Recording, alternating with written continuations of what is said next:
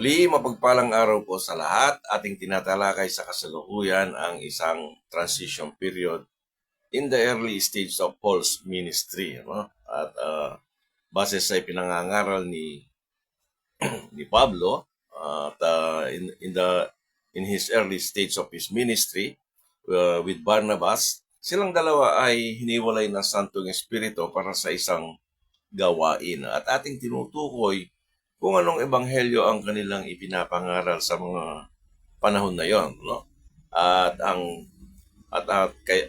banal na kasulatan ay walang tiyak na panahon kung kailan nagumpisa ang body of Christ, no? Subalit atin itong matutukoy kung kailan nagsimula ang pangangaral sa ebanghelyo ng biyaya ng kaligtasan, no? Si Pablo ang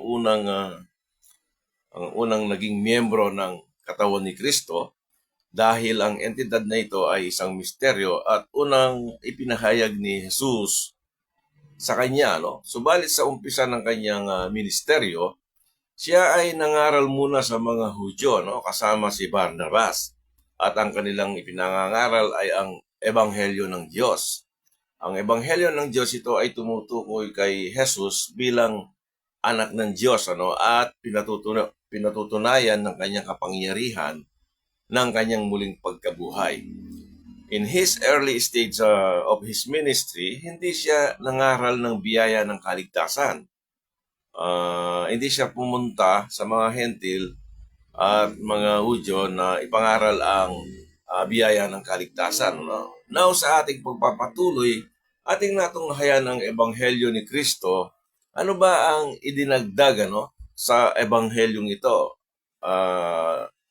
Gospel of Christ, no? Ito yung Gospel of Christ na meron silang idinagdag, dahil merong ibang tao na nais nilang pasamain ito, nais nilang i-pervert, itong Gospel of Christ, no?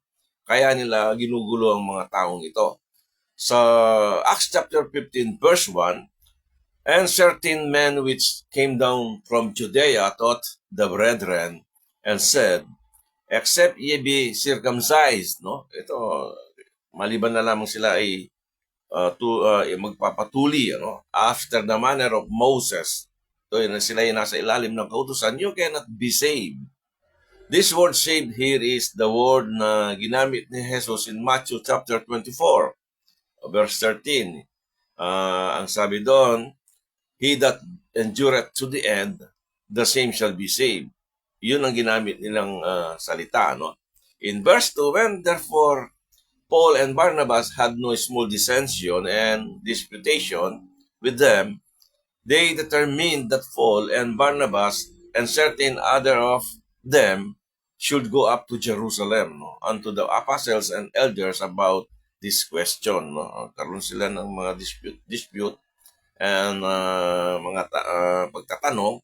So sila ay pumunta sa mga elders, and in verse 3, and being brought on their way by the church, they passed through Venice and Samaria, declaring the conversion of the Gentiles, no? And they caused great joy unto all the brethren. Ang salitang conversion ay minsan lang natin matatagpuan at dito lang sa talatang ito, no? Kapag nakita mo ang salitang converted, no, or conversion, it is associated with the law. So, ibig sabihin, nandun yung kautusan, yung salitang conversion. Hindi ginamit ni Pablo ang salitang ito ni minsan, hindi ito ginamit. Today, kapag ang isang tao ay nakarinig ng ebanghelyo tungkol sa kaligtasan, at na si Kristo ay namatay, inilibing at muling nabuhay, at siya ay na-reconciled, sa Diyos, at hindi ito na-convert, na-reconciled, yun ang term natin ginagamit. So in Acts chapter 15 verse 12, then all the multitude kept silence and gave audience to Barnabas and Paul, declaring what miracles and wonders God had wrought among the Gentiles by them. So, now, paano naligtas ang mga hentil dito, during those days, sa kanilang pangangaral? Sila ay naligtas sa kanilang nakita o nakikita at sila ay nanampalataya, nakita ng mga hentil ang biyaya ng Diyos during those days sa kanilang pangangaral, kaya nagawa nila ang mga himala at kababalaghan. Take note, yung signs and wonders, hindi sa body of Christ. Ito is actually for Israel dahil nagre-require yung bansang Israel yung signs and wonders. So, ito ang nakita ng mga Gentiles people. Now, tignan natin ang conclusion ni James in chapter 15, verse 19. Ang sabi niya rito sa 19, wherefore my sentence is, ang sabi ni James, that we troubled not them, which from among the Gentiles are turned to God. So, naalala ba kung ano ang nakasulat dun sa Galatians chapter 1, verse 7? Ang verse 7, sabi niya rito, which is not another, sabi niya, but there be some that trouble you and would pervert the gospel of Christ. Nais silang pasamayin itong ebanghelyo ni Kristo, Ang Acts chapter 15 ay nakaugnay sa sulat ni Apostol Pablo sa mga taga-Galacia, Ang mga pangyayari sa Acts chapter 15 ay nabanggit sa mga taga-Galacia, Bakit sila ginugulo ng mga Hudyo, Ang mga believing Gentiles na ito, dahil nais nilang idagdag ang pagtutuli, sa ebanghelyong kanilang narinig. Ang kanilang narinig dito ay ang ebanghelyo ni Kristo, Tandaan natin 'yon, nung nangaral sila sa Acts chapter 15.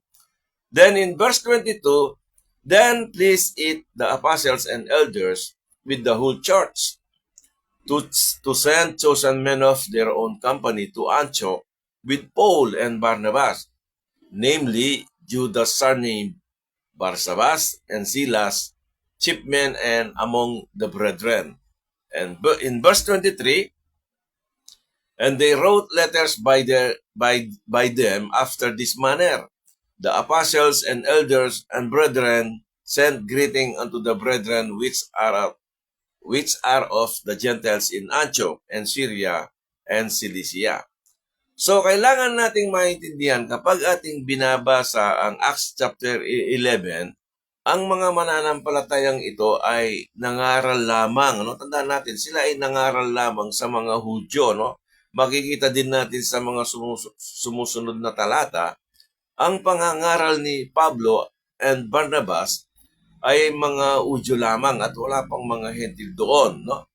Bagamat si Cornelius na isang Hentil at sumampalataya sa Diyos, subalit hindi pa sa biyaya ng kaligtasan ng kanyang narinig. Sa Acts chapter 10, si Cornelio ay nakarinig ng ebanghelyo, hindi yung biyaya ng kaligtasan, for by grace are you saved through faith, and that it's not of yourself, it is the gift of God. Sabi niya, hindi sa mabubuting gawa. Hindi ito yung narinig ni Cornelio in Acts chapter 10 nang mangaral si Pedro. Tandaan natin, nang si Pablo at Barnabas ay magkasamang nangangaral para sa isang gawain na ibinigay sa kanila ng Santong Espiritu, sila ay nasa transition period. Ang panahong iyon ay hindi bahagi ng prophetic program, kaya mahirap intindihin ang bahaging ito ng Biblia. Kapag ang isang bumabasa sa salita ng Diyos ay hindi ma-differentiate yung kingdom program and the mystery program, tayo ay magkakaroon ng kalituhan o mixed doctrine. Sa Acts chapter 11, wala pang Hentil doon sa Church of Antioch. Nagsimulang nagturo si Pablo and Barnabas dito at sila ay gumawa at nagbigay ng mga tanda at kababalaghan sa mga apostol at mga Hentil. Nang makita nila ito, sila ay nagsisampalataya. Nakita ng mga Gentiles people yung signs and wonders, then sila rin ay nagsisampalataya. Hindi nila narinig yung ebanghelyo ng kaligtasan na katulad ng ating narinig. So going back to Acts chapter 15, verses 19 to 20, verse 19, wherefore my sentence is, ito yung sentensya ni James, that we trouble not them which from among the Gentiles are turned to God. Verse 20, but that we write unto them that they abstain from pollutions of idols. and from fornications, and from things strangled, and from blood. No? Now, kung titingnan natin itong kanilang decision na ito ni James, ang ebanghelyo ni Kristo dito ay mayroong kasamang bagay na ang mga hentil ay mayroon silang dapat gawin o iwasan, no? Dahil ito ay kautusan, ano? Subalit ang mga Judaizers, nais nilang sila ay magpatuli, ano? And abstains from pollutions, no? And things offered to idols, no? And fornications, ano? Also, things strangled and from blood. Subalit hindi ito sapat, kailangan silang magpatuli. Ibig sabihin, required sa kanila na sila ay magpatuli, ano? At ito ang iginigiit na nais nilang i-pervert yung ebanghelyo ni Kristo, no? Kailangan nilang idagdag yung pagtutuli dahil kailangan ng kautusan, no? In Acts chapter 15 verses 23 to 24, and they wrote letters by them after this manner. The apostles and elders and brethren send greeting unto the brethren which are of the Gentiles in Antioch. So, nakasulat yon para sa mga Gentiles believers at Antioch in Syria and Cilicia. For as much as we have heard that certain which went out from us have troubled you with words. Ito nga yun, ang kanilang nais nilang pasamain yung ebanghelyo ni Kristo, no? Si Pablo ay sinulat ang mga pangyayaring ito sa Galatians, troubled you with words, subverting your souls, saying, ye must be circumcised and keep the law, no? To whom we give no such commandment. Ito yung nais nilang gawin, idagdag itong circumcision, ano? In Acts chapter 16 verse 1, then came he to Derbe and Lystra, and behold, a certain disciple was there named Timotheus, no? The son of a certain woman which was a Jewish, and believed, but his father was a Greek. Half-half siya, no? Then in verse 2, which was well reported of by the brethren that were at Lystra and Iconium, no? In verse 3, him would Paul have to go forth with him and took and circumcised him because of the Jews.